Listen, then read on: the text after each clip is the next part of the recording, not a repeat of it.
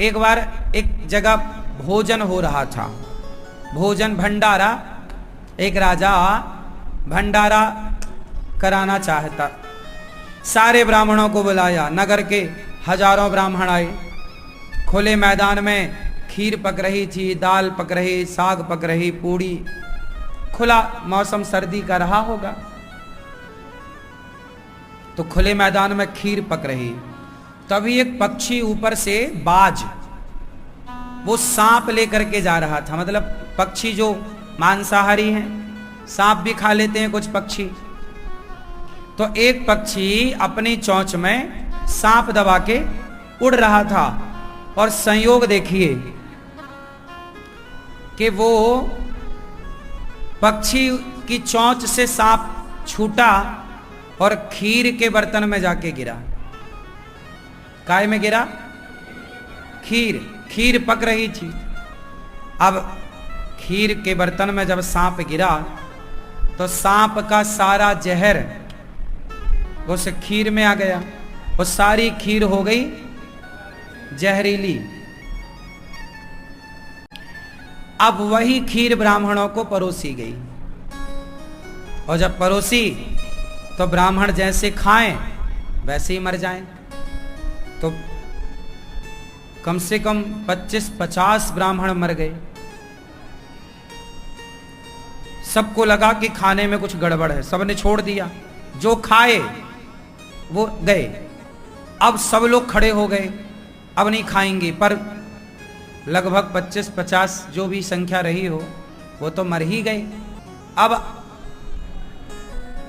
यमदूत आए। अब यमराज यमदूतों के साथ आए।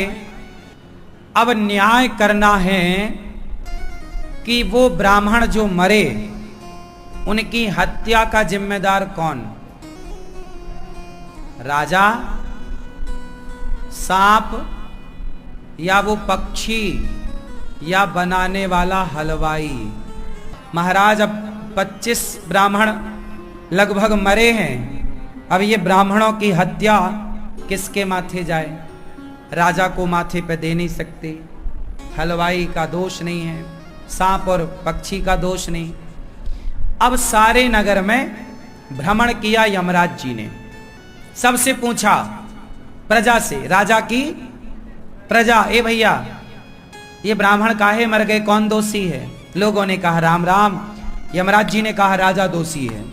गांव की प्रजा ने कहा नहीं महाराज, हमारा राजा तो बड़ा धर्मात्मा है, वो तो जहर मिला नहीं सकता, किसी की साजिश है। अच्छा, लोगों को तो यही लग रहा किसी ने मिलाया होगा, उन्हें बिल्कुल बात पूरी पता नहीं।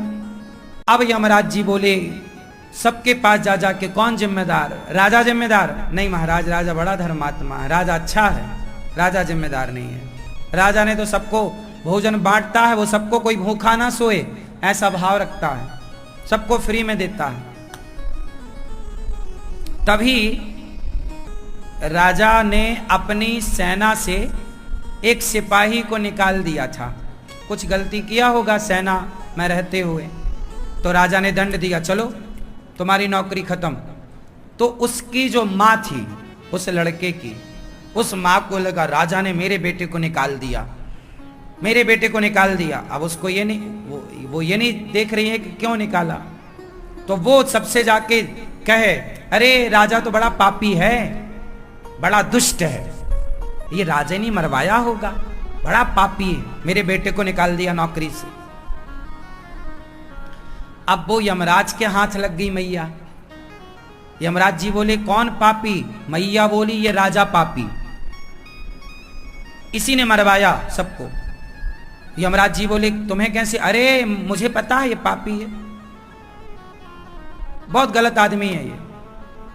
अब वो मैया जहां बैठे राजा की निंदा करे, बुराई करे। यमराज जी बोले मिल गया हमें क्लाइंट, अब पता चल गया कि ये हत्या किसके माथे जाएगी। किसके माथे? बोले इस महिला के माथे, ये सारे ब्राह्मणों की हत्या इसके माथे जाएगी। क्यों जाएगी? क्योंकि इसने निंदा की है, और जो व्यक्ति जिसकी निंदा करता है उसका पाप उस व्यक्ति के पास आ जाता है जो निंदा करता है।